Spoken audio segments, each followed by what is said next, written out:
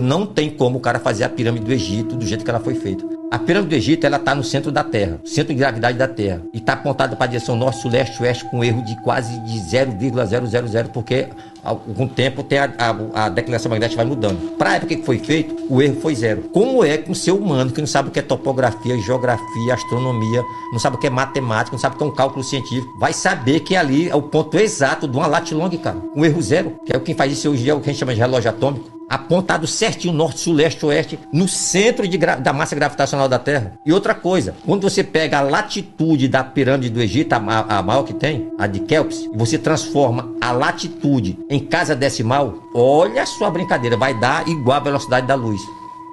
Aí tu tá de sacanagem, né? O cara ainda não quer acreditar que isso não foi um ser fora do planeta, pô. Isso há 15 mil anos atrás, 10 mil anos atrás. Aí o cara, não, vou fazer uma pirâmide, vou fazer uma roda, eu vou trazer essas pedras de 100 km pelo deserto, mesmo sem ter árvore, eu vou montar uma coisa aqui, eu vou fazer uma estrutura dentro da estrutura. Cara, como é que todo mundo fez a mesma pirâmide, todas elas apontando pro norte e todas elas orientadas com a constelação? E naquela época ninguém sabia de matemática, não sabia nada. As pirâmides do Egito, em termos de construção... Tudo que tu falou sobre as pirâmides do Egito, você tá dizendo que é nada perto disso. Nada, em termos de construção. Pumapunco é um nível tão elevado de tecnologia. Cara, as pedras mais duras do mundo é o granito, o diorito, o diamante, confere? Pumapunco foi feito com os dioritos, as pedras mais fortes que tem. Só que o nível de polidez é um negócio tão absurdo, que o nego acha que tem quanto tempo Pumapunco? 5 mil antes de Cristo, 15 mil anos, ninguém sabe. É um sítio arqueológico, quem descobriu ele foi os espanhóis quando vieram invadir os espanhóis invadiram Lusiana, que negócio todo. E eles falaram, quem foi que fez isso? Foi o Deus, como é o nome do Deus? Viracocha.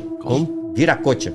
Pronto, Pumapunco foi feito com tipo pré-moldado, só que o pré-moldado é como se tivesse sido a areia, como se algum plasma tivesse pegado a areia e construído a pedra no local, dentro do pré-moldado, porque o nível de polimento é superior ao laser. O laser, o que acontece? Quando tu passa o laser numa pedra, o laser ele queima, ele fica liso, mas tu botar o microscópio, tu vai ver que ali ele queimou, aquela borda dele ele queimou. E quando tu passa um disco diamantado, ele vai polir, só que ele deixa arranhão. Pumapunco, ele está acima do laser e de um disco diamantado. E os cortes são precisos, assim, linha reta assim, numa precisão que não tem equipamento nenhum que bata aquilo ali. E não tem que faça aquilo. E os furos é tão perfeito a distância, o furo. Meu irmão, naquele tempo não tinha ferramenta. Sim.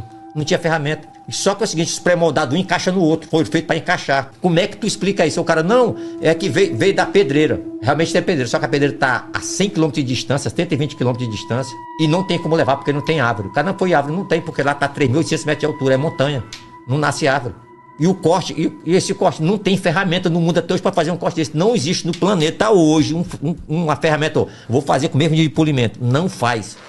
Como é que há 15 mil anos atrás, 5 mil anos atrás, alguém fez isso aqui? Olha só essa história aqui. Em 1947, foi um casal de franceses lá visitar os Dogons. Porque ele ouviu umas histórias lá que eles eram filhos das estrelas, não sei o que mais lá. Os Dogons é uma tribo que tem lá no Mali, no deserto, naquela tribal dentro dos buracos. Eles não sabem matemática, eles não sabem física, eles não sabem geografia, eles não sabem o que é celular, não sabem nada, os Dogons. Chega lá, vem cá, conta a tua história. Aí o cara começou a contar, um chefe tribal. Falou que eles eram descendentes de um povo vindo das estrelas, Alpha Centauri, nome da estrela, Alpha Centauri. Ele falou que essas estrelas são 3 estrelas e que tem um sistema de planetário rodando entre elas e que os deuses deles vieram de lá. Olha só, isso em 1947. Em 1996, tu não consegue ver isso a olho nu, a NASA, pô, vou bater em cima dessa lenda. Foi lá, apontou o telescópio e descobriu que a Alpha Centauri, ela é germinada com outra estrela. E ele falou, não, são 3. E tem uma menorzinha que é uma anã marrom, são 3 estrelas. Agora lançaram o James Webb e eles estão conseguindo ver que por trás dessas duas tem outra estrela. Meu irmão, como é que esses caras lá do deserto sabiam